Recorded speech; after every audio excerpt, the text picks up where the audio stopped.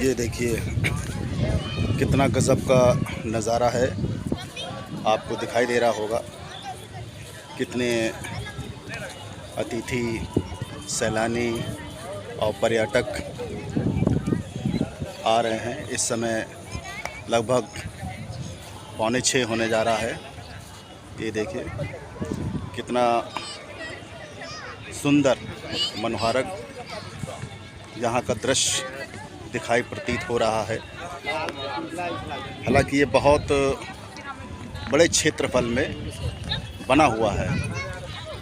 अगर सही तरीके से इस अम्बेडकर पार्क को परिवार के साथ यदि भ्रमण किया जाता है, ऐसे मान के चलिए कम से कम 3 से लेके 4 घंटे लग सकते हैं।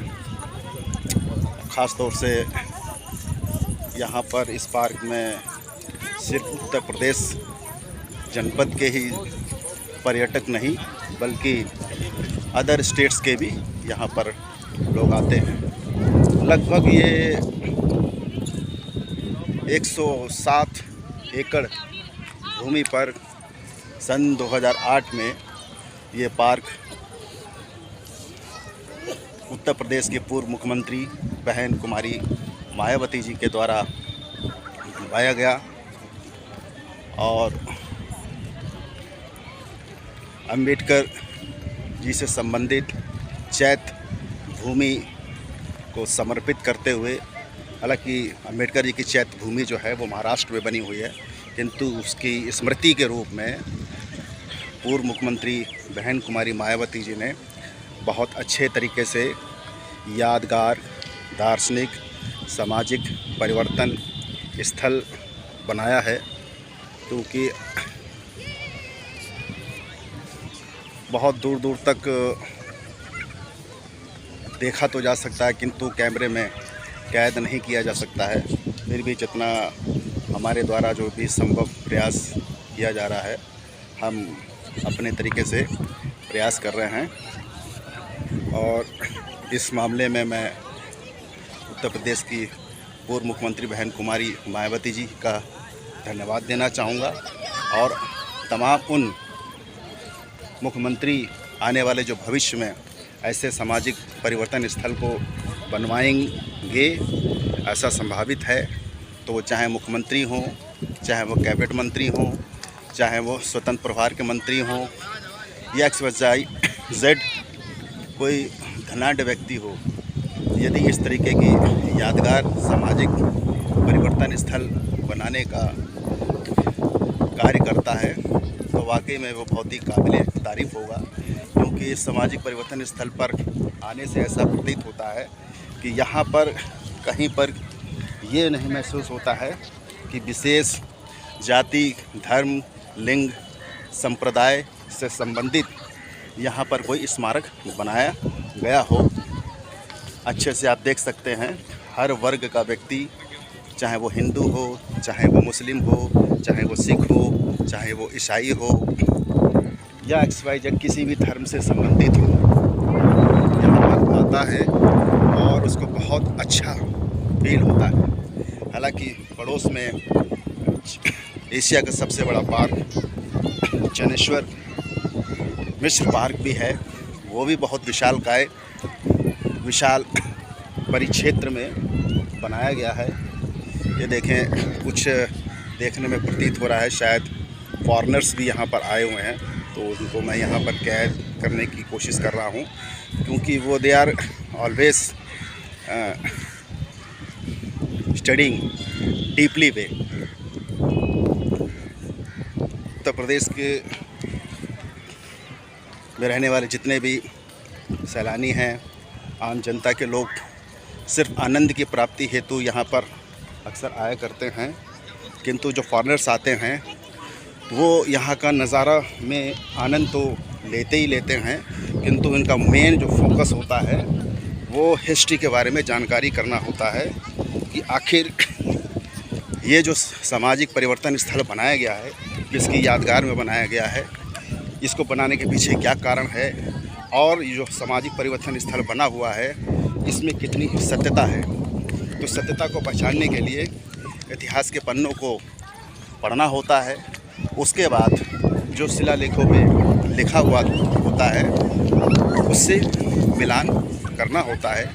जब दोनों चीज़ें ऐतिहासिक स्तर पर किताबों के माध्यम से और शिलालेख पे जो लिखा हुआ उसके माध्यम से और प्राकृतिक दृष्टिकोण से आर्कियोलॉजिकल एविडेंस के आधार पर जब किसी चीज़ का प्रमाणीकरण किया जाता है तो निश्चित तौर पे उसमें कोई प्रश्न चिन्ह की संभावना नहीं होती है।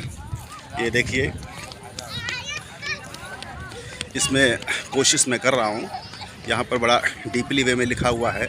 अगर आप इसको थोड़ा सा गहराई से पढ़ेंगे तो हम समझते हैं कि आपको अच्छी तरीके से समझ में आएगा कि वास्तव में ये जो सामाजिक परिवर्तन स्थल बना है इसके पीछे बनाने का उद्देश्य क्या रहा होगा। ये लखनऊ विकास प्राधिकरण के द्वारा बनाया गया है। ये देखिए,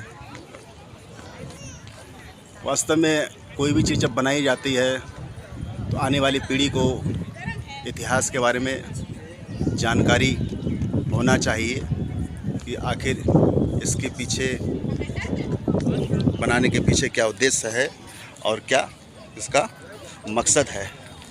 सिर्फ सुंदरता के पीछे भागने से मनुष्य जाति का विकास नहीं हो सकता है।